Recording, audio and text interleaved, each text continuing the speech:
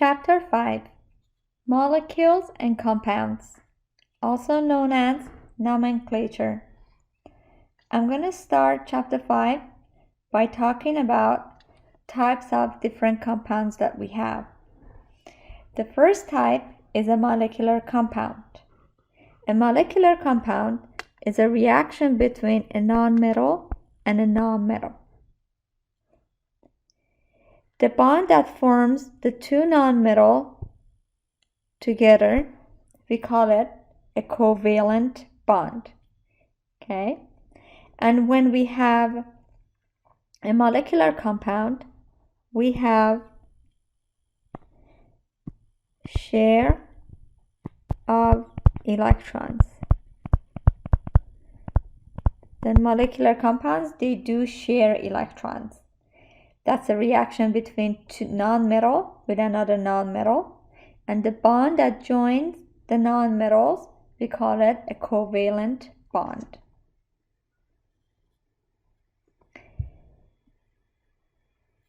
Then one of the examples of molecular compound, it could be, for example, CH4, okay, which is methane. Okay, this is an organic compound.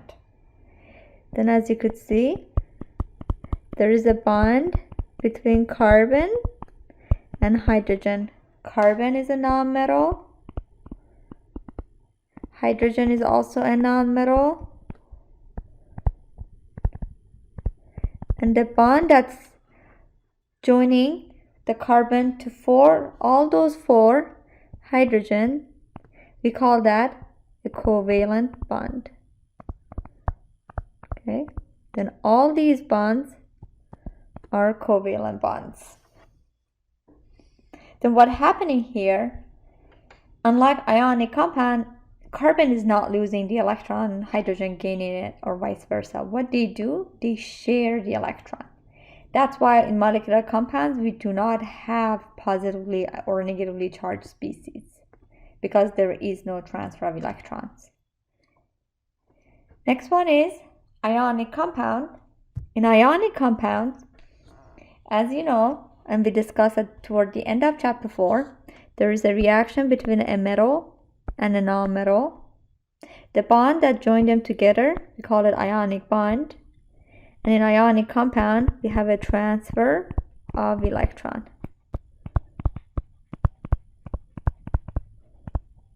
Okay. Then one of the examples, let's talk about, for example, magnesium chloride. Okay. MgCl2. Okay, that's magnesium chloride.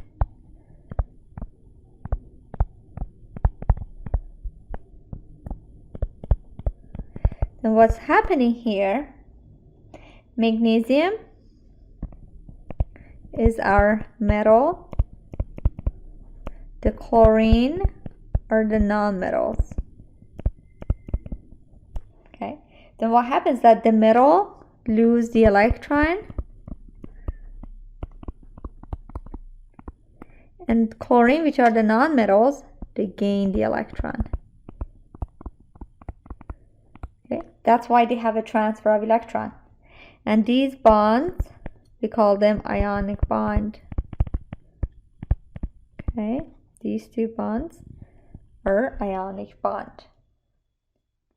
Then these are the difference between ionic compounds and molecular compounds, which you need to see. Then when we have ionic compounds, since we have a transfer of electron, what happens is that we have the formation of positively and negatively charged species or particles.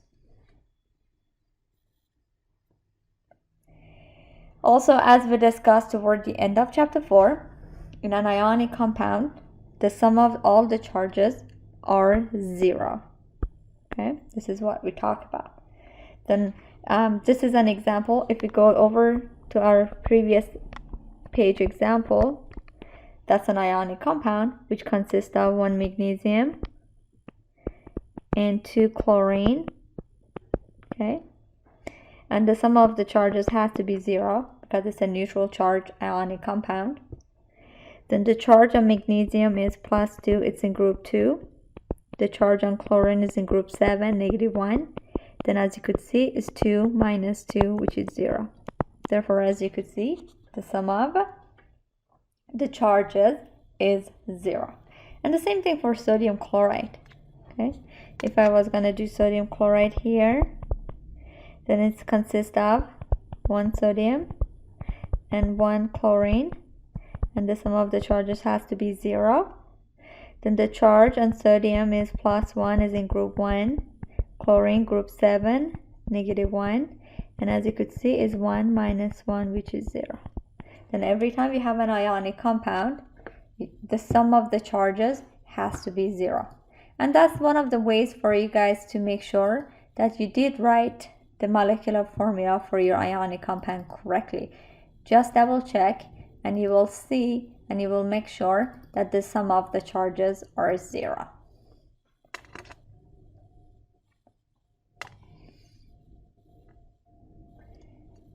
Now, we're gonna start nomenclature by talking about naming binary ionic compounds. What do I mean by binary ionic compound? Binary means 2, okay? Then when we are talking about ionic compound, means it consists of 1 cation and 1 anion. That's all it is, okay? Then binary ionic compound, it means 2 different elements, which one of them is a cation and the other one is an anion, or one is the metal, the other one is the non-metal. Okay, then we only have 2 different elements. It doesn't matter how many of each, as long as it's only 2 different elements, which one of them is the metal, the other one is the non-metal. That's a binary ionic compound. Now, binary ionic compounds, they are divided into type 1 and type 2. Okay, now what's a type 1, what's a type 2? Type 1 is the one that's the metal coming from the main group metal, okay, which only have 1 charge. Okay, then it's main group metals. Okay, remember, group 1, 2, and sum of 3. Okay, and contain 1 charge only. The exception to the rule is the 2 metals that's coming from the transition metal, zinc and silver. Okay, remember, zinc is always +2 and silver is always +1. Okay, then these are part of type 1 compounds. Then you have to look at your cation or the metal. If it's coming from group 1, group 2, some of the elements or metals in group 3, including zinc and silver, these are type 1. Okay, that means they have only 1 specific charge. They do not have more than 2 or more charges. Type 2 ionic compound, they have 2 or more charges, which includes transition metals. Let's write it here. Transition metals. Let me write it down. Okay. Transition metals, which they contain 2 or more charges, with the exception of, again, zinc and silver. And that also includes lanthanides and actinides, and tin and lead. Okay, remember, these 2 also have 2 charges.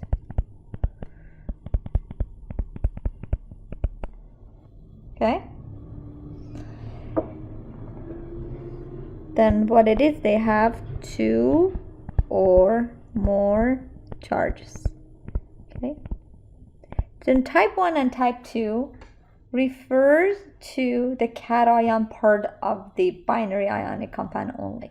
It has nothing to do with the anion or the nonmetal part of it. Okay? Then if it's a major group metal and it has only one charge, it's a type 1. And if your metal is a transition metal, including lanthanide and actinide, or tin and lead, that they have 2 or more charges or oxidation number, it's a type 2. Okay? Now, this is some of the most common type 1 cations and some anions. We don't have type 1 anions or type 2 anions. Okay? We don't have it. Okay? But as you could see here, these are all type 1. Do you see that? They all have from, okay, this is group 1. These are group 2. This is group 3. Then group 1, major group, some of major group 1, some of major group 2. That's group 3. And these 2 are the transition metal, which are the exception to the rule. Okay? And these are some of the anions. It's, as I said, we don't have type 1 or type 2 anions. We only have one kind of anions.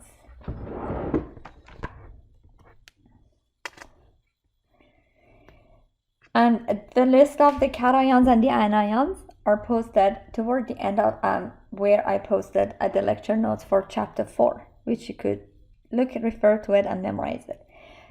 For example, this one is hydrogen ion, lithium ion, sodium ion, potassium ion, etc. Okay? You have to indicate the name of the ion. Here is the list of some common type 2 cations. Then do you see the difference here? Before I talk about the difference, we have a systematic name and the older name. You don't need to do the older name. You're more than welcome to memorize the older name, but you will not be tested on it. You'll only be tested on the systematic name, okay? The older name, if you want to memorize it, do the memorization, but you will not be asked or tested on it. Only the systematic name. Now, look at the difference between type 1 and type 2. Look at iron 3, okay? Let's compare iron 3 with, for example, sodium, okay? Then if you look at the sodium ion here, we call it only sodium ion, okay? Whereas for iron 3, we call it iron 3 ion. Then the difference is that for type 1 cation, we do not indicate the charge on the cation. We just say sodium ion, potassium ion, cesium ion, silver ion, zinc ion, okay? Whereas for type 2 cation, we do indicate the charge on the cation, like iron 3 ion, iron 2 ion, copper 2 ion, copper 1 ion, cobalt 2 ion, and etc. Okay? Or tin 4 ion, or tin 2 ion, or lead 2, lead 4, and etc. Okay? Then that's the difference between type 1 and type 2 cations. You have to, for type 1, you do not indicate the charge on the cation, whereas for type 2, you have to indicate the charge on the cation. And again, the list is posted where I have posted chapter 4 lecture notes, which you do need to memorize it. Now, how do we name type 1 ionic compound or binary ionic compound? Then whenever we are writing the molecular formula for ionic compounds, we always write the cation first and ion second, right? That's the same way. Then when we are naming it, we name the cation first and ion second. Okay? Then for the cation, we just name the cation. Okay? We do not, since it's type 1, we do not specify the charge on the cation. And for the anion, what we do, we name it and it ends with IDE. Okay? What is that? For example, this is oxygen. What happens is that when we are naming it, oxygen becomes oxide. oxide. Okay, or for example, this is chlorine, then chlorine becomes chloride. Then as you could see, it ends with IDE. Then the name of the cation for type 1, just name the cation without the charge. And for the anion, you name the anion, but the difference is that the anion ends with suffix IDE, like these two examples. Now what we're going to do here, we're going to do some examples for type 1 binary ionic compounds. Okay, now here, then as you could see in the first example, okay, it's sodium. Okay, you go and look at the periodic table. Okay, look at your cation. It's sodium. Sodium is in group 1. Okay, then it's type 1. Then when you are naming the cation, you don't need to indicate the charge. Then when you name this compound, it becomes sodium, and fluorine becomes fluoride. Okay. That's type 1. Okay, and that's the name of this compound, sodium fluoride. Now let's do the second one. Again, magnesium is type 1. It's in group 2 major metal. Then it's going to be only magnesium. Then chlorine becomes chloride. You should not indicate dichloride. Okay, don't indicate dichloride. Okay, you don't do that. Okay, it doesn't matter how many we have. Okay, when we are doing naming ionic compound, we do not say dichloride. It's just magnesium chloride. Now let's do the next one. Aluminum. Again, it's a type 1 cation. You don't indicate the charge. And fluorine becomes fluoride.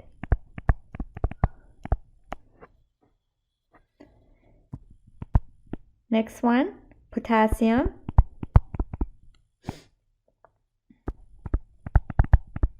Hydrogen becomes hydride.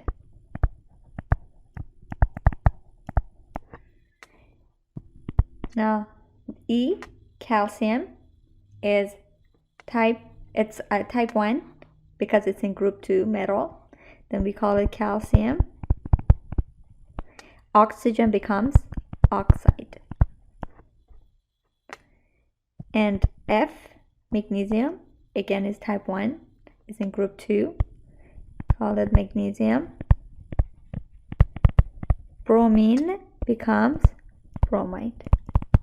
Okay, then as you could see, all my nonmetals, they all ended with IDE.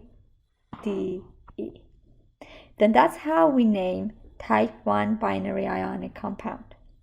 Then it's type 1 because all my metals are coming from major group metal, group 1, group 2, group 3.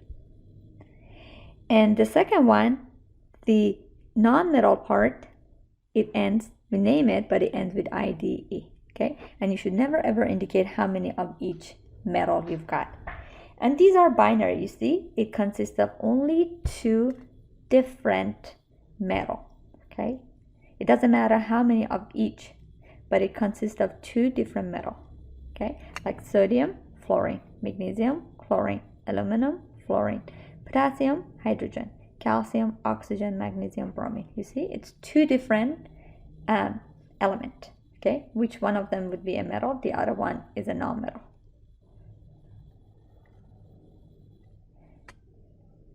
Now let's talk about type 2. The only difference between type 1 and 2 is that for type 2, you have to indicate the charge on the metal. That's the only difference. Okay, that's the only difference. Then, for example, for this one, when we're gonna do that one, the first thing that you wanna do, you wanna see what is the charge on the copper. Okay, you could solve it. Then this compound consists of 1 copper, 2 chlorine, and remember, ionic compound, the sum of charges has to be 0. Then here you don't know what's the charge on the copper. Okay, we don't know it. We just leave it 1 copper plus. You know the charge on the chlorine? It's -1. It's in group 7. And again, the sum of the charges has to be 0. Then we continue. Then what's going to be? It's copper minus 2 is 0. And then when you solve it, copper is going to be +2. Then that's the charge for the copper. It's +2. Okay? If you don't want to solve it, another way of doing it, you could do it in your head. You could say, okay, the charge on the copper, what is the charge on the copper? Then chlorine is in group 7, is in -1. Then copper has to be +2. Okay, remember, the charge on the cation goes as a subscript on the anion. The charge on the anion goes as a subscript on the cation. You could do it this way too. Okay, but if you cannot do it this way, just solve it for yourself. Then once you know that the charge on the copper is +2, okay, then when you want to name it, you just name it as copper 2 chloride. Okay, that's how we name it. That's the systematic name. As I told you guys, the old name, I don't even know a lot of it. If you want to memorize it just for yourself, you're more than welcome to, but you will not be asked or tested on it. Okay, only the systematic name. Systematic name. That's the one that I want to see. Okay. Then the only difference when we are naming type 1 and type 2 ionic compound is that for the cation, you only have to indicate the charge on the cation. That's it. Everything else remains the same. Like as you could see here, chlorine becomes chloride. Okay, that's the only difference. Now let's do these examples. All right. Now, for A, you don't know what's the charge on copper. You could figure it out. The first thing that you could do, you could solve for it. Okay. Then this compound consists of 1 copper, 2 bromine, and the sum of charges has to be 0. Then you don't know what the charge is for copper, but you know bromine is -1, and the sum of the charges has to be 0. Oh, sorry. We don't have 2 bromine. We only have 1 bromine. Okay, my mistake. We only have 1. Then when you solve for this, copper is going to be +1. Then when you name this compound, you name it as copper. Now that you know the charge, you indicate the charge, 1. Bromine becomes bromide. Okay.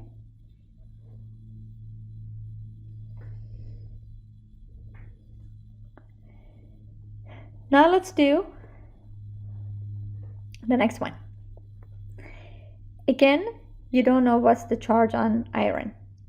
You can do it in your head. If you do it in your head, you know oxygen's in group 6 is -2, then iron has to be +3 because oxygen gives us 2 to iron gives us 3, then it should be +3. But if you cannot do it this way, solve for it. Then this compound consists of 2 iron plus 3 oxygen, and the sum of the charges are 0. Therefore 2 iron plus 3. Okay, the charge on the oxygen is -2, and the sum of the charges has to be 0. Then 2 iron, it's going to be equal to +6. Then iron here, it's going to be +3. Okay. Then when you name this compound, it's going to be iron 3. Oxygen becomes oxide. Okay, that's how it's done. Since I did not have enough room, I'm going to continue with this example on a separate page. Now, we're going to name number C.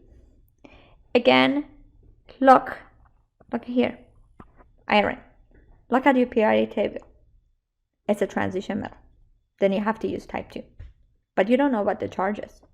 Then you're going to solve for it. Then this compound consists of 1 iron plus 1 sulfur. And again, the sum of the charges has to be 0. Okay.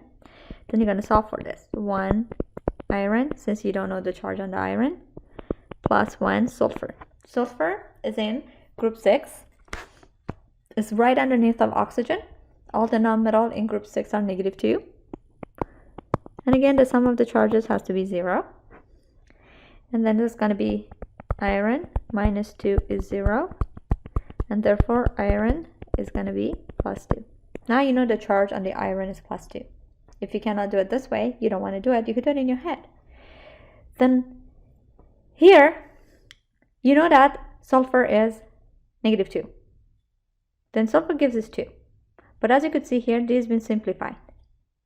Then iron has to be 2 so that they get simplified and they will become 1 each. Okay? Then you will know that iron has to be +2. Again, if you cannot do it that way, just solve it the way that I did. Now that you know the charge on iron is +2, you're going to name it. Okay? Fe is iron. Its charge is +2. You put 2. And sulfur becomes sulfide. Okay? That's how it is. Iron to sulfide. Then as you could see, I indicated charge because it's a type 2 cation. Now, let's do the next one. D.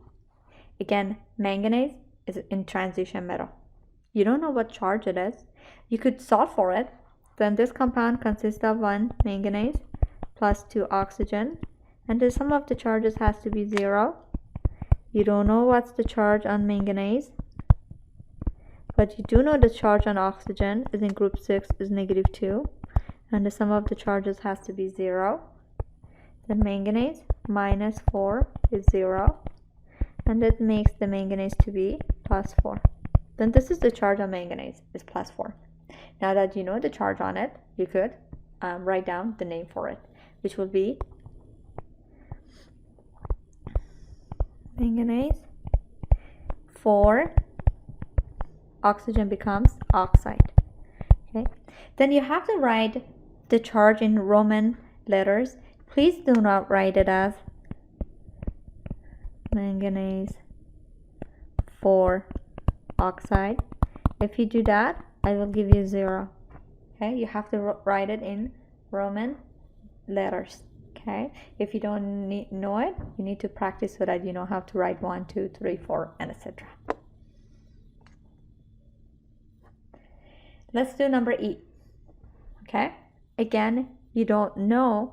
Remember, tin and lead are the 2 that you need to indicate the charges. They have more than 2 charge, and they have 2 and 4. Okay, you don't know what's the charge on tin in this example. You could solve it in your head. Then oxygen is 2, -2, then tin has to be +2. Okay, but then if you cannot do it, you could say, okay, this compound consists of 1 tin plus 2 oxygen, and the sum of the charges has to be 0. You don't know what's the charge for tin, but you do know oxygen is -2. The sum of charges has to be 0. Then tin -4 is 0. Here, tin is +4. Now that you do know tin is +4, all you have to do... Oh, actually, I made a mistake. I'm sorry about that. We only have 1 oxygen, and we do not have 2 oxygen. Okay, that's why I have to take that off. Okay, then it's only 1 oxygen. Okay, then it's going to be -2. Then tin becomes +2. Okay, that was my mistake. Okay, then now that you know the charge on tin is +2, then what you have to do, just to name it, is tin 2 oxygen becomes oxide. Okay, that's the name of compound E. Now let's do F. Then again, you don't know what's the charge on lead. Then this compound consists of 1 lead plus, this time is 2 oxygen, and the sum of the charges is 0. Then it's 1 lead plus 2. The charge on the oxygen is -2. Then lead -4 is 0. and that makes the lead to be +4. Okay, now that you know the charge on the lead is +4, you could name this compound, which is lead 4, oxygen becomes oxide. Okay. Another way of figuring out the charge on the lead, look, oxygen has a subscript 2, but oxygen is always -2. Okay, then oxygen gives its 2 to lead here, lead has to give its 4. Okay, it would have been like that, and once it's simplified, it becomes PbO2. Okay, then a lot of students just look at that and say, okay, lead is 2, but here in this particular example, lead is not 2, lead is 4. Okay, if you're not sure how to do it in your head, do it the way that I'm doing it here. But for grading, I only look at the name. I do not, this part that I do to figure out the charges, that's for the purpose of teaching. And you're more than welcome to do it for yourself. But it's the name in the boxes, it's the one that's being graded for. Let's do compound number G. Okay, all right. Again, chromium is in transition metal. It has 2 or more charges. Right now, you don't know the charge, what's the charge is. Then you're going to solve for it. This compound consists of 1 chromium plus 2 oxygen, and the sum of the charges is 0. Therefore, 1 chromium plus 2, the charge on oxygen is -2, which is 0. Then chromium minus 4 is 0. From that, chromium is +4. Once you know the charge on chromium is +4, you just name it, okay? Which is chromium 4, oxygen becomes oxide. Okay, chromium 4 oxide. All right. Then let's go quickly over naming binary compound. Then we have type 1, type 2, type 1 cation, and type 2 cation. Okay, then for the type 1 cation, this is the example that I gave you guys. Okay, like sodium fluoride. Let's do sodium fluoride.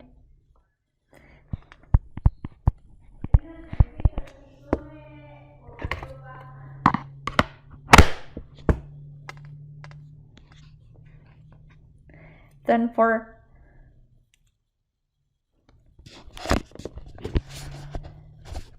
type 1, the example is sodium fluoride. Then when you are doing the sodium fluoride, why is it type 1? Because sodium is a major group metal, is in group 1. Okay, it's a major group metal. Then as you could see here, you don't need to indicate the charge on the cation. All you have to say is sodium and fluorine becomes fluoride. Now for type 2, look at the example, the one I gave you up here, okay? Look at where chromium is. Chromium is in transition metal. It's not one of the 2 exceptions. That's why you have to indicate the charge. And as you could see, we found the charge. It's +4. Then you name it chromium 4 oxide. Then the only difference is that chromium 4 oxide. Then for type 1, you should not indicate the charge on the cation. Whereas for type 2, we indicate the charge on the cation. The naming of the anion part, the second part of it is exactly the same. Okay, fluorine became fluoride, oxygen become oxide. Then they end with suffix IDE. Then that's the difference between type 1 and type 2 binary ionic compound for the naming of it. Now, how do we do molecular compound? The molecular compound are made of nonmetals. Okay, 2 nonmetals made of non-metal plus a non-metal. Okay, then when you want to name it, you name the first non-metal by its own. Okay, And the second nonmetal, just like what we did for ionic compound, you name it and it ends with suffix IDE. The only difference between molecular ionic compound is that when we are naming molecular compound, we use prefixes. And the prefixes tell us the number of the atoms of each element. Okay? These are the prefixes that we use. Mono, di, tri, tetra, penta, hexa, hepta, octa, nano, deca is 10. Okay?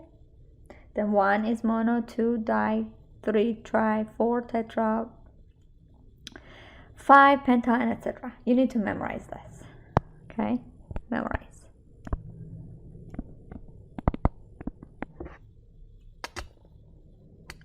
Now, there are some exceptions.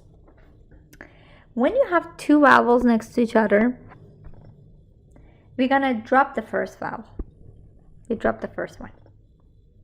Okay? You see monooxide, then you're not gonna write it as monooxide. Okay? You don't write it. Then you're gonna drop the first one. Then it becomes monoxide. Okay? But look here. But if you have, like example, dioxide, when you have an I and O, just leave it as is. We're not going to drop it. We're going to keep it as dioxide. Okay? You don't drop that one.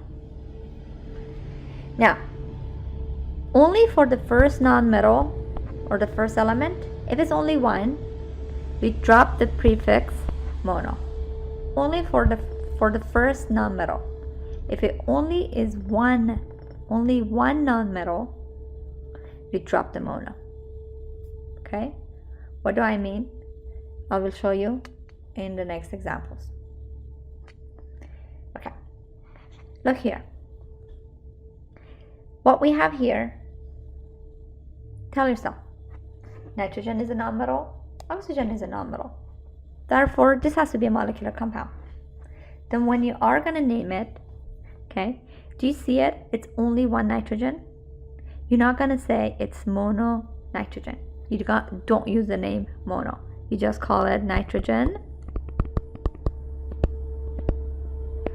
Okay, and there are two oxygen, therefore dioxide.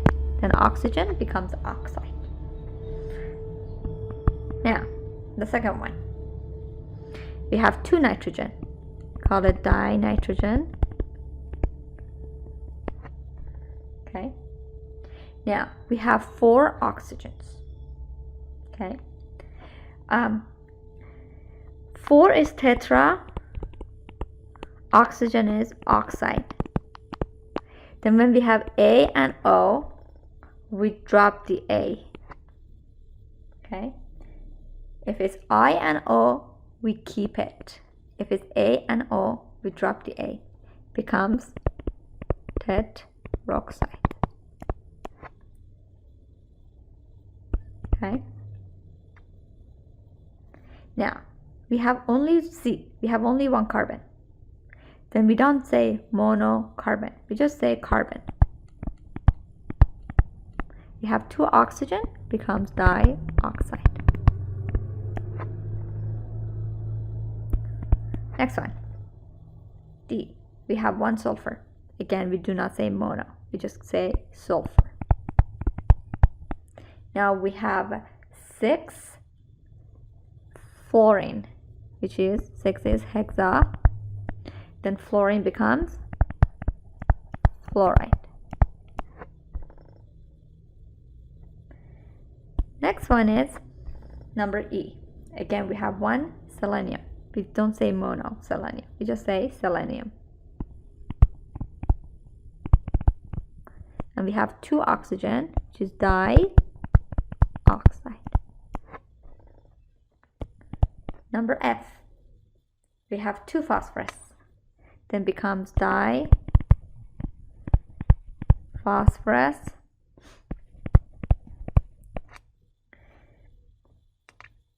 Again, this is 5 oxygen. Okay, 5 is penta, oxygen is oxide. Then when it's A and O, like the example for number B, when we have A and O, we drop the A. Okay, then it's diphosphorus, pentoxide. This is how we name molecular compound. Okay, then you use prefixes with the exception of the first nonmetal. If it's only one, we drop the mono. And for the nonmetal, it just like ionic compound, it ends with IDE. Now, let's talk about polyatomic ionic compounds. Then what does that polyatomic ions mean? That means the cation and the anion contains more than one atom. Then when we were talking about binary, remember, like barium chloride, okay, it only consists of one of each element, one metal, one non-metal. Now that we have polyatomic, as you could see in these examples, our cation or the anion is more than one, like nitride, NO2. You see, it has more than one non-metal. It has two here, one nitrogen, one oxygen. Or hydrogen sulfate here. If you look hydrogen sulfate here, it consists of the non-metal or the anion consists of hydrogen, sulfur, oxygen. Okay, then it consists of more than one atom for each cation or the anion. Now, look at ammonium ion. Ammonium ion, NH4 plus, is the only cation consist of non-metal. Okay, then till now we have always talked about cation or metals. Ammonium ion is the exception to the rule. Okay, it's the only cation that consists of non-metal, nitrogen and hydrogen. Okay, the list of polyatomic ions or polyacids, this list is not complete. I have posted the complete list where on the module that's assigned for chapter 5. You need to memorize the complete list, and you also need to know the charges of each anion. Okay, for example, sulfate, you have to know is -2, sulfite -2, but the difference between sulfate and sulfite is the number of oxygen. Okay, nitride and nitrate, again, the number of oxygens. Okay, then you have to memorize the name and the symbol, vice versa, of each of these polyatomic ions. That has to be memorized. Okay, and it has to be memorized, but the complete list is posted on the module that's assigned for chapter 5. It has to be memorized. Now, when we want to name polyatomic acid, it's exactly like binary ionic compounds. Exactly the same thing. We follow the exact same rule. There is nothing different. Okay? Now, let's look at these two examples. Okay? Then this part and that part. Okay? Then this part, it's a group 1. Okay? It's a group 1. Then it's a type 1. Type 1 cation. That's why when you name it, you just name it as sodium. You don't say sodium 1. Okay? And from your memorization, you know this is bicarbonate. Okay? Go back here. This is bicarbonate. Okay? You also can call it hydrogen carbonate, same thing. But from your memorization, you know this is bicarbonate. That's why when we name it as sodium bicarbonate, as it has been done in this example. Same thing with here. Then aluminum, look at the periodic tables in group 3. Then it's a type 1. Okay? Then that's why you call it aluminum. And SO4 2 minus is sulfate. You see, SO4 2 minus is sulfate. That's why when we name it aluminum sulfate. Then these are all ionic compounds. You do not indicate of how many of each ion you have. You just call it aluminum sulfate. Okay?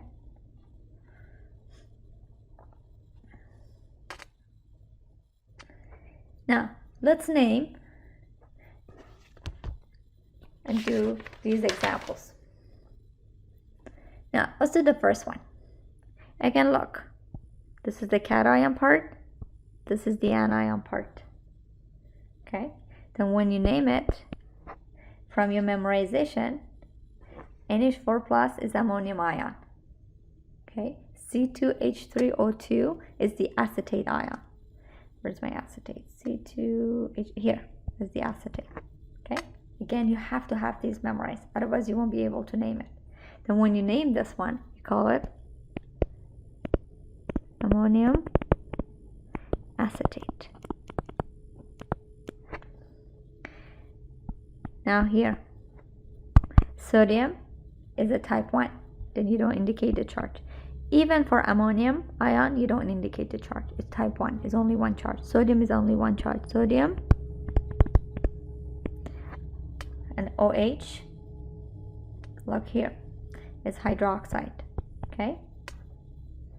That's why it becomes sodium hydroxide. Let's do the next one. Manganese. Okay? Manganese is type 2 because it's a transition metal. You don't know the charge. What's the charge on it? Okay? Then you know this compound consists of 1 manganese plus 2. This is nitrate ion. It comes as 1. Okay? 2 NO3. You cannot say it has, if you say it has 2 nitrogen plus 6 oxygen, it's wrong. It's a polyatomic ion. Polyatomic ion comes as 1. You cannot separate them. Okay? That's a no. And then the sum of the charges are 0. Okay? Now, what we do here is that you don't know what's the charge on manganese. You just leave it as manganese plus 2. Nitrate. From your memorization, what's the charge on nitrate? Nitrate is what? -1. You see that negative? The nitrate is -1. Okay? The sum of the charges is 0. Then when you solve this, manganese would be, okay, manganese minus 2 is 0. Here manganese is going to be plus 2. Now you know the charge on manganese is plus 2. Now you could name this compound. I'll do it right here since I ran out of the room. Then this becomes manganese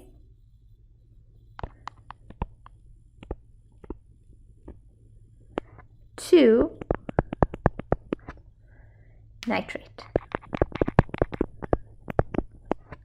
Okay. Next one, magnesium. Magnesium is a type 1 because it's in group 2, only has 1 charge. Okay. Then all you're going to name it is magnesium. CO3 2 minus from your memorization is carbonate. Just magnesium carbonate. Okay, this is the magnesium, and that's polyatomic anion. Let's do E. NH4 is your cation, sulfate, or SO4 is your anion, and they are both polyatomic cation and the anion. Again, from your memorization, that's ammonium, and SO4 2 minus is sulfate, ammonium sulfate. Let's do F. Look at iron. Iron is a transition metal. You have to figure out the charge. Then this compound consists of 1 iron plus 1 phosphate ion, and the sum of the charges has to be 0. Then if you look at the periodic table, phosphate, look here, it's 3 minus. Okay, that's what you put, 3. Therefore, 1 iron plus 1 phosphate is -3 is 0. Then iron minus 3 is 0. Therefore, the charge on iron is going to be +3. Now we know the charge on iron is +3. Then what we're going to do, I'm going to put the F here since I don't have room. It will become iron 3, the charge is 3, and that's phosphate. Okay. Now, let's do next one. G is potassium, and this one is the polyatomic anion. The potassium is in group 1, that's why it's type 1. You don't indicate the charge. This becomes only potassium. And ClO3 minus, it's chlorate. Here, you see, it's chlorate. Then it becomes potassium. Potassium chlorate. Okay, this is the name for compound G. Then basically, when we are naming ionic compounds, whether it's a polyatomic or not, the first important thing is you have to look for the cation. See what type of cation you have. Either you have type 1 or type 2. Then for type 1, it's a major group, metal, group 1, 2, 3, including zinc and silver. You don't indicate the charge, okay, as we've done in all these examples. Whereas for type 2, you have to indicate the charge on the metal, okay. And for molecular compounds, it's very similar. The only difference is that you have to indicate how many of each nonmetal you have. Now let's continue and talk about binary acids. Then again, binary means 2. Okay. Then anything that starts with hydrogen is an acid. Acids carry proton. Proton is hydrogen. Then whatever compound that you have that starts with H, that's an acid. The binary acid is a hydrogen and a nonmetal. Okay, that's a binary acid. And the way that we name it, we use the name hydro, the name of the nonmetal, end with IC, and then add acids. Okay, that's how we do it. This is the example of all the binary acids. You see, starts with hydrofluoric acid. What about HCl? Hydrochloric acid. HBr, hydrobromic acid. HI, hydroiodic acid. HCN is hydrocyanic acid, and H2S is hydrosulfuric acid. Okay, that's how we name binary acid. Then it's hydro, the name of the nonmetal plus IC, ends with IC, and the name acid at the end. Okay, like all these examples that I just told you guys. Now, how do we name oxyacid?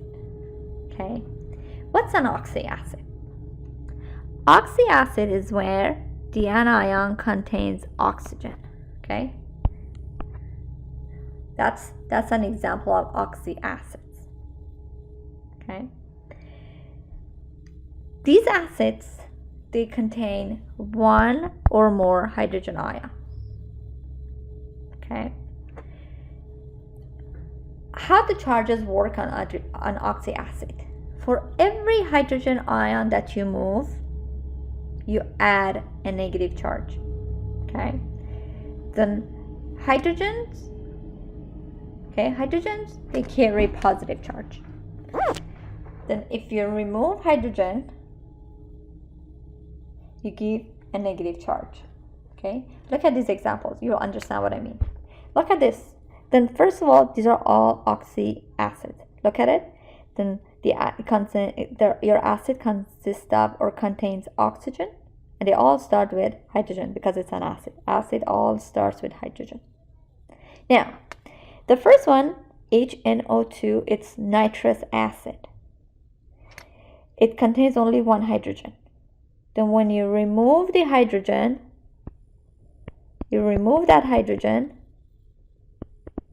it becomes NO2 minus.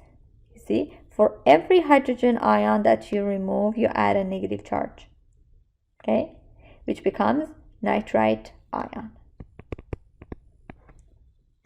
Okay, this one, HNO3, is nitric acid again. Then when you remove one hydrogen, and that's the only one hydrogen you could remove, okay, it becomes nitrate ion. Now look here, H2SO3, okay. For H2SO3, if you remove, okay, sulfite, okay, I think there's a typo here.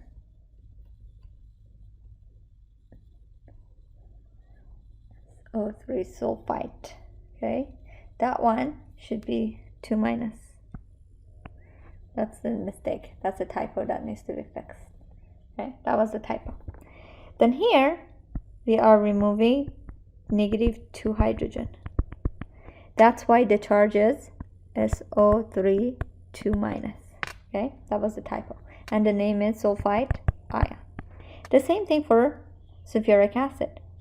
Okay, we are also again removing 2 hydrogen. That's why it becomes SO4 2 minus, which we call them sulfate ion. Then the number of negative charges that you add on these oxy ions depends on how many hydrogen that you move.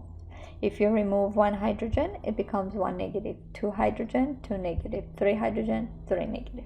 Okay, and the name changes a little bit. Okay, again, this list needs to be memorized, and the complete list is provided on module for chapter 8. Okay, now up to now I went over how to name all these compounds, whether it was molecular or ionic. Now we're going to go the other way. Now I'm going to give you the name. I'll ask you to write the formula. It's just the same way. Okay, the first thing that you want to do is figure out which one is the cation, which one is the anion. We always write cation first, anion second. That's how it's going to work. Okay, the middle is the cation, the non-middle is the anion. Okay, and as you could see here, NaCl. We always write the middle first, cation first, anion second. Okay, also when we have for compounds that do not include metal, okay, which contains molecular compound, we have 2 non-metal. Which one you're gonna write first? The one that's more toward the left, we're gonna write first. Okay, if you look at the periodic table, if this is our periodic table, remember we talked about it many times. Group 1, group 2, 3, 4, 5, 6, 1, 2, 3, 4, 5, 6, 7, 8. Here is the transition metal. Okay, and this is lanthanide and actinide. Then when we have molecular compound, then what we have toward the left is where the metals are, toward the right is the non-metals. Then when we have 2 non-metal, the one that's more toward the left, it has more metallic characteristics. That's why we're gonna write it first. Okay, that's why, like for example, between carbon and hydrogen, carbon has more metallic characteristics than hydrogen, because usually hydrogen has to be here, right? That's why we're gonna write carbon first. Okay, that's how it's done. Okay, now between nitrogen and oxygen, okay, nitrogen is in group Nitrogen is in group 7. Oxygen is in group 8. Then group 7 is more toward the left. Okay, that's why we write nitrogen first. Okay, we do not write O2N or ON.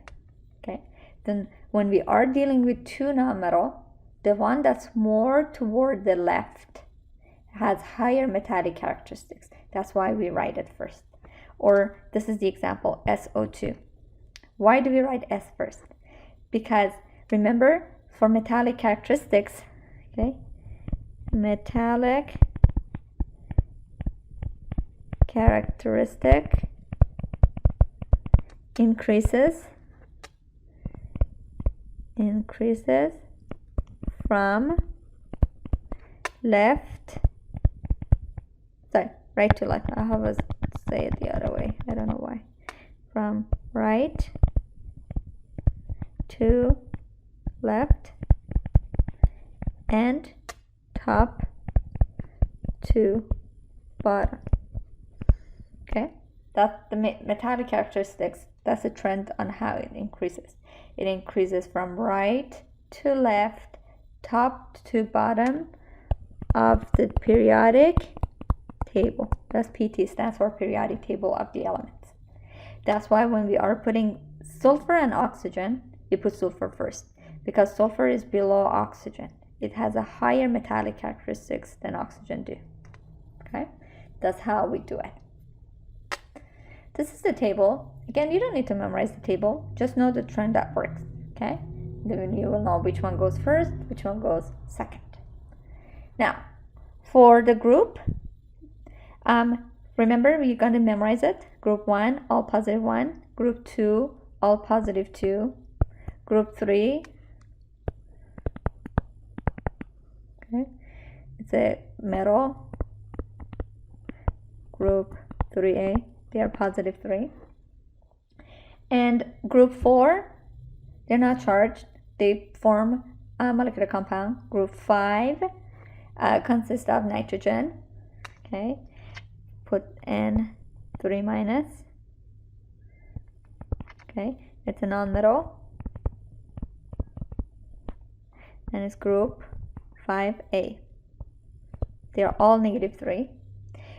Group 6A, they're all negative 2. And group 7A, they're all negative 1. Okay, then these are, you had to memorize the charges. Okay, whereas for transition metals and lanthanum and axonite, you don't need to memorize the charges because they have so many charges. Okay, with the exception of zinc, which is always +2, and silver, which is always +1. Okay, then these are the ones that you had to memorize. Okay, now then once you know what is the charge of each cation and the anion, what happens is that the charge on the cation goes as a subscript on the anion, the charge on the anion goes as a subscript on the cation, and then you want to make sure that the sum of all charges is 0. And if you can simplify it, you're going to simplify it as much as you could. This is already covered in chapter 4.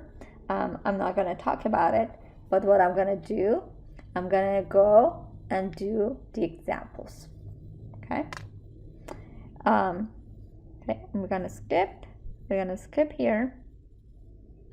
Now, that's the same way we're going to follow the same rule when we are talking about polyatomic ionic compounds. It's exactly the same rule. There's nothing different. We write the cation first, anion second. If you need to simplify the charge, you have to simplify the charge. And at the end, if you could check it and you want to make sure that the sum of all charges is 0, it's exactly the same rule. Let's do these examples. Okay, now you're going to write the molecular formula for a compound which is named potassium hydroxide. Then look here. Potassium. What's potassium? Potassium is K. Potassium is in group 1. It's +1. Now hydroxide. Hydroxide is a polyatomic anion. From your memorization, you know hydroxide is OH minus. Okay, you know that. Now what we're going to do, we're going to put these two together. Okay, the cation goes first, anion goes second. The charge on the anion, which is -1, goes as a subscript on the cation, and the charge on the cation goes as a subscript on the anion. Okay, and we never write 1. Okay, then this will be the chemical formula for potassium hydroxide. Now let's do one more. Number B, lead 4 oxide. What is the formula for lead? Pb. And you're told the charge on it is +4. You're going to put it. Now, oxide is oxygen. Oxygen is in group 6, is -2. Now we're going to put it together. Cation, or the metal first, anion second. The charge on the cation, 4, goes as a subscript on the anion, and the charge on the anion goes as a subscript on the cation. And then if you cannot simplify, you simplify it. You can simplify these by 2, right? Then what we're going to become? We're going to become Pb1O2. We do not write 1. Okay, that's why the answer is going to be this. Okay, this is the molecular formula for lead 4 oxide. Now let's do ammonium perchlorate. From your memorization, ammonium is NH4 plus. Okay, perchlorate is Cl4 minus. Then this one is, ammonium is a polyatomic cation. Perchlorate is polyatomic anion.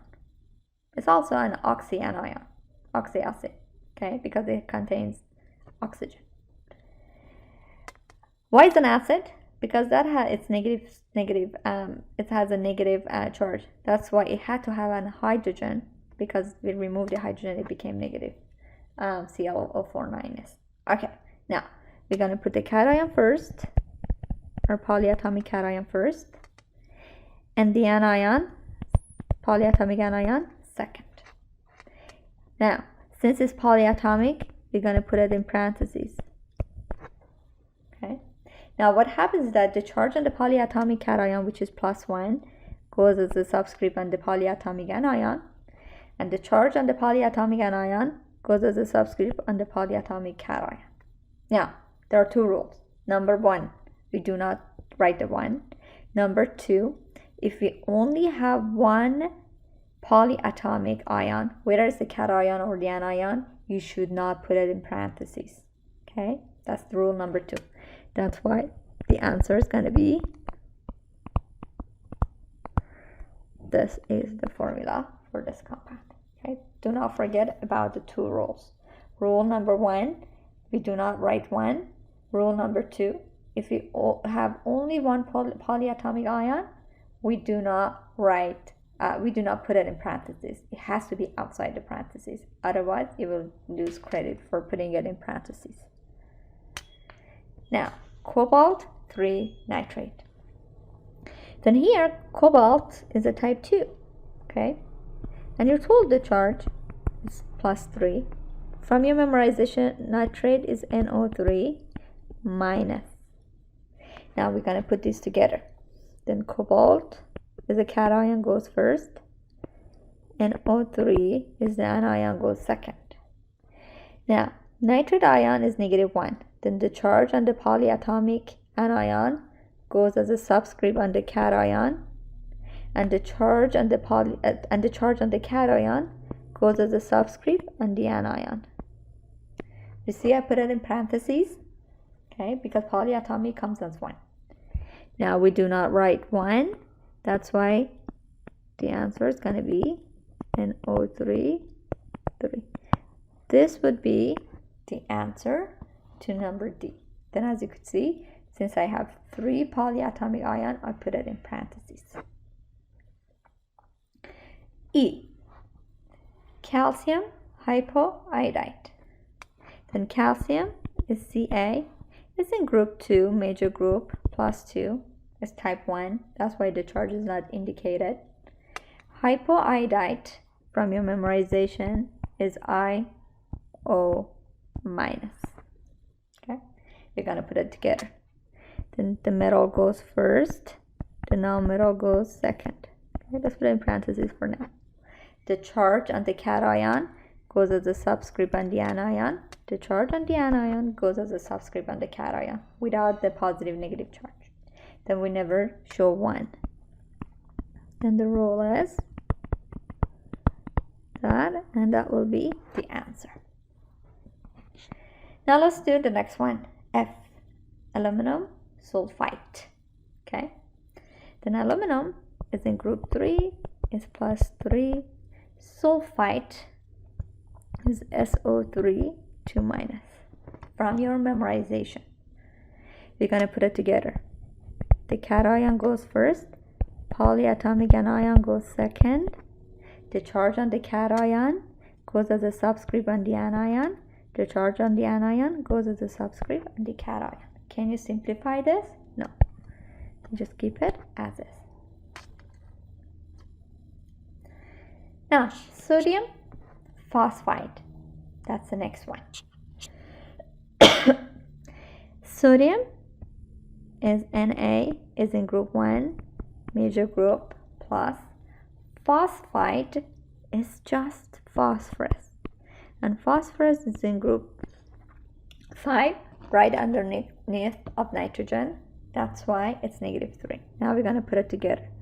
The cation goes first, the anion goes second. The charge on the cation goes as a subscript on the anion. The charge on the anion goes as a subscript on the cation. Now, we do not show 1. That's why this is the answer to number G. Now, hydrobromic acid. You see, hydrobromic acid. What kind of a compound this is? This is a binary acid that we talked about. Okay, remember when we are naming binary acid, we use the start with hydro, the name of the nonmetal ends with IC plus acid. Then this is binary acid. Then what it is that it's called hydrobromic acid. Okay, that's hydrobromic acid. Now, carbon tetrachloride. Look here, that's carbon and that's chloride. And as you could see here, carbon is a nonmetal, chlorine is a nonmetal. Okay, and since it's tetra, that means we have 4 chlorine. Then between carbon and chlorine, which one goes first? Carbon, because carbon is more toward the left of chlorine. Okay, the left is where the metals are. That's why we write the carbon first. It says tetrachloride.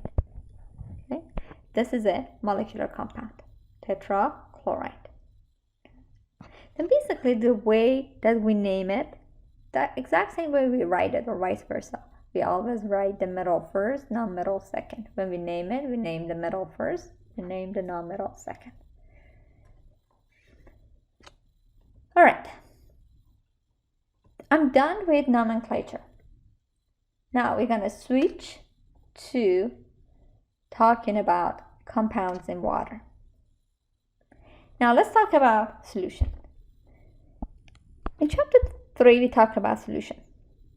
A solution is a homogeneous mixture that contains small particles, and it has 2 parts.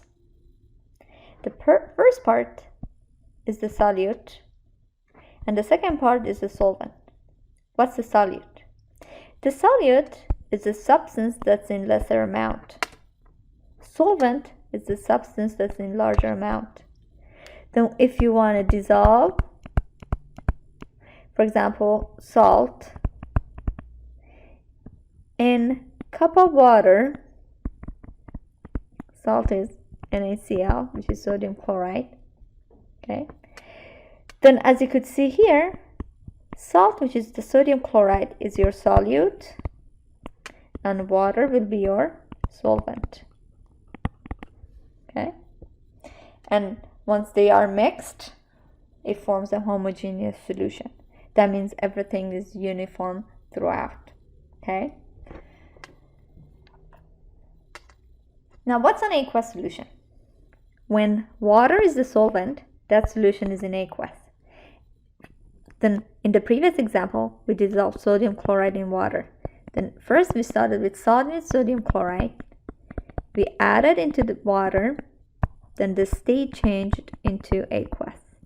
When you see aqueous in front of any formula, that means that compound, it has been dissolved in water, or the solvent has been water. Okay, that's what it means by aqueous solution. Now, aqueous solutions have characteristics, and one of the most important one, whether they are electrolyte or non-electrolyte. Then for a solution to be able to conduct electricity, it has to have ions. Okay, that's the key for a solution to be able to conduct electricity. It has to have ions. Ions, which are those positively and negatively charged species that are capable of conducting electricity. Now, if a solution can conduct electricity, it's an electrolyte. Electrolytes have the capability of conducting electricity. Okay? Ionic compounds, if they are dissolved in water or melted, they are good conductors of heat and electricity. They are good electrolyte because look at my previous example. I dissolved the solid sodium chloride in water and I formed solution of sodium chloride. That solution, as you could see in this picture, consists of sodium ion and chloride ion. And it's these negative and positively charged species that conduct electricity. Okay? On their own, sodium chloride solid, on its own, it does not form ion. It's like your table sign. Okay? On its own, doesn't do anything. It's in solid state. It does not conduct electricity.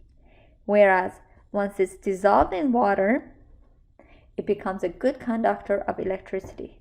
Therefore, an ionic compound in aqueous state, in aqueous, or even say liquid state, once they are melted, they are good electrolytes. Okay? They are good electrolytes. Also, strong acid, which I'm going to talk about later on, but just know that strong acids, okay, and strong bases are also good electrolyte. Then acid starts with hydrogen, okay, like HCl, hydrochloric acid, sulfuric acid, and etc. These are strong acid. Bases start with OH, okay, like sodium hydroxide is a strong base.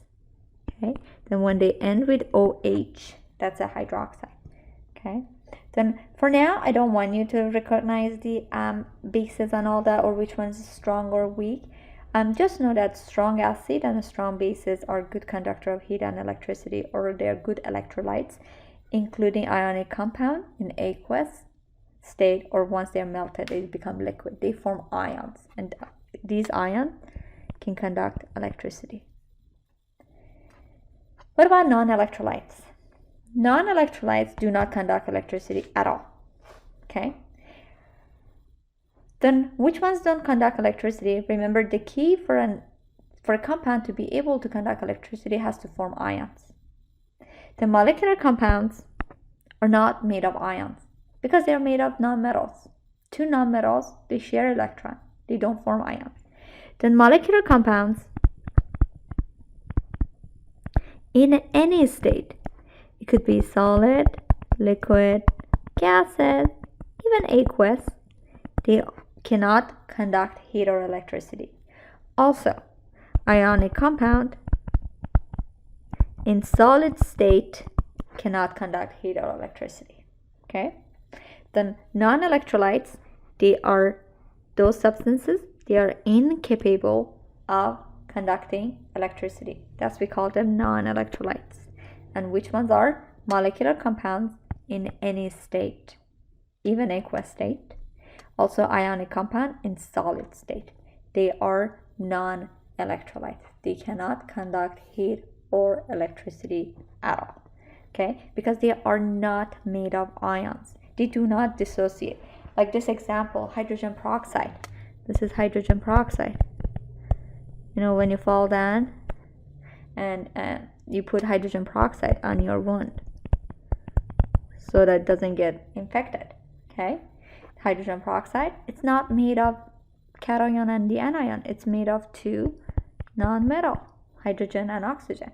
That's why even if you dissolve it in water, it still remains intact, as you could see in this picture. All right. Now, let's switch to formula mass. Okay?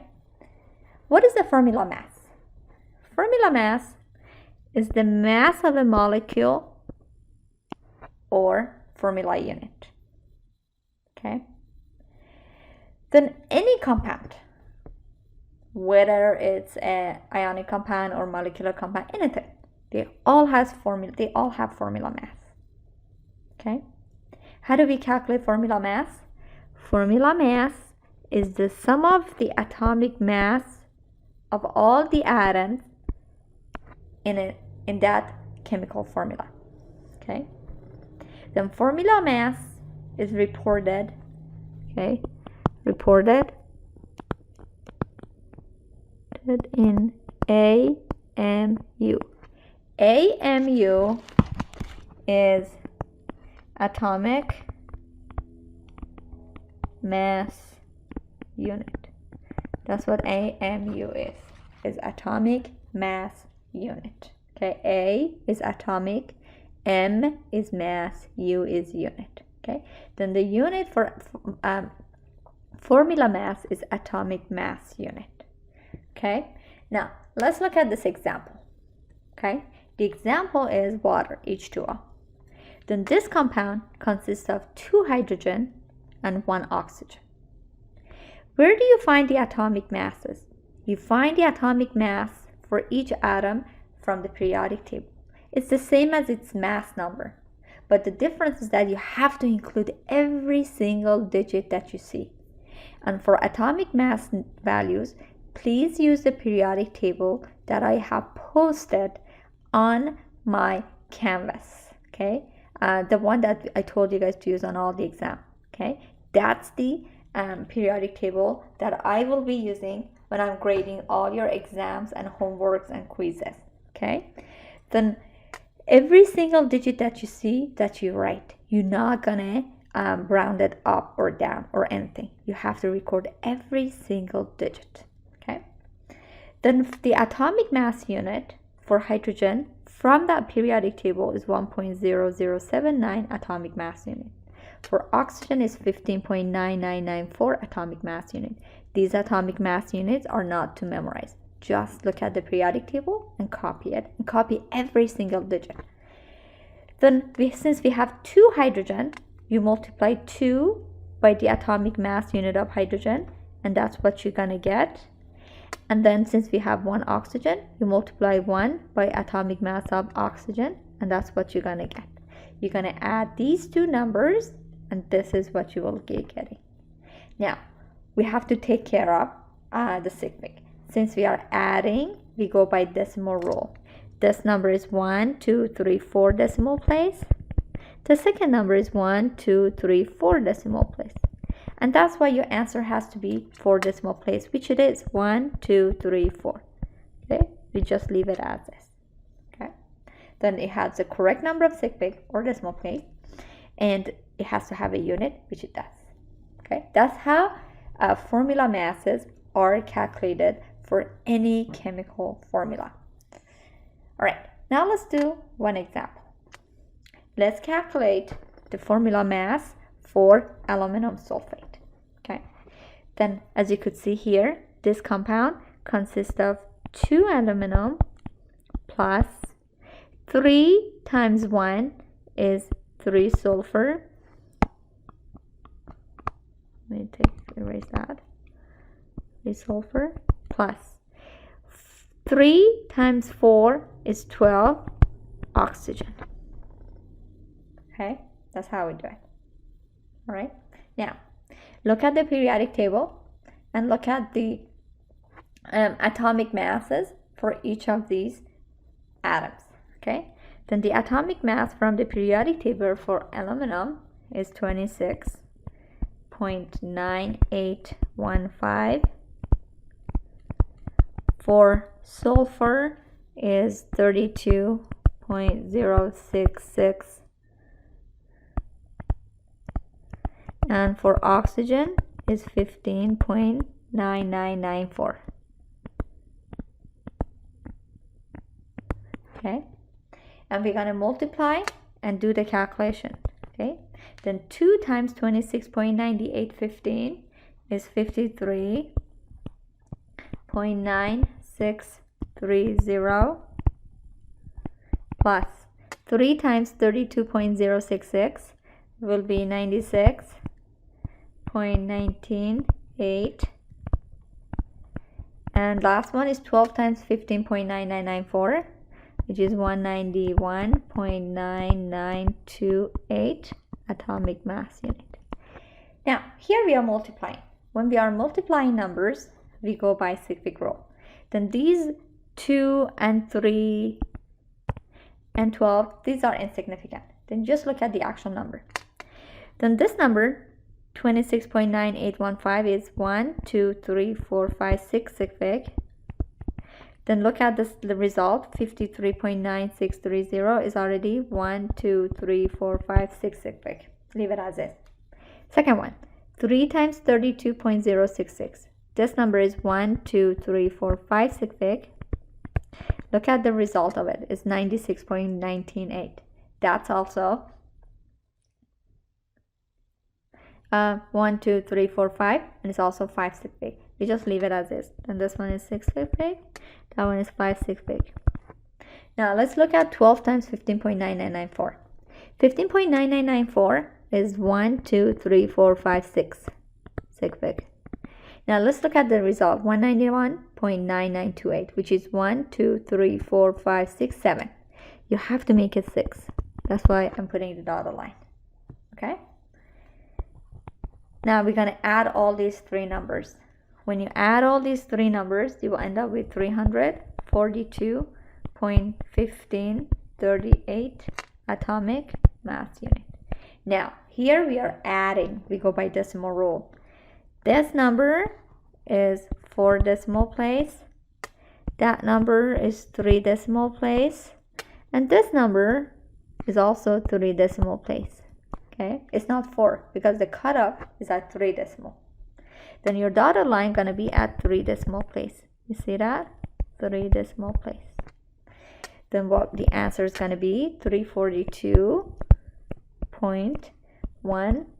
Okay, the number that's coming immediately after the dotted line is 8. That's why we round up 3 by 1, which will come 4 atomic mass unit. Okay, therefore this number is the formula mass for aluminum sulfate. Okay. All right. This is the end of teaching for chapter 5. And we started chapter 5 by talking about different type of compounds, molecular ionic compound. I studied nomenclature and talking about binary compounds, ionic compounds, type 1, type 2.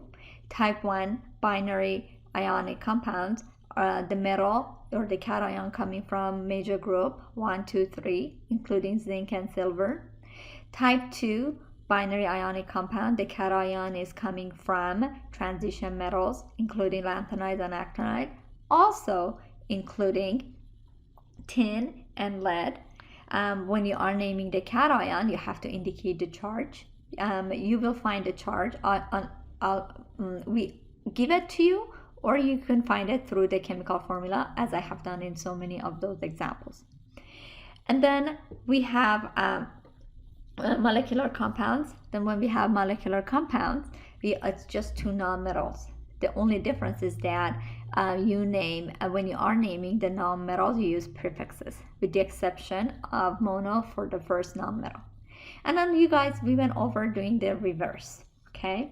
And I also introduced binary acids, oxy acid, polyatomic ions, whether it's cation or the anion. And the naming or the writing the formula is all the same.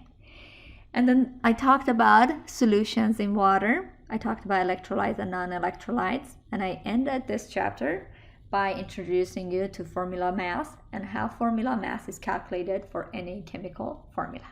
Thank you for listening to my lecture. Bye.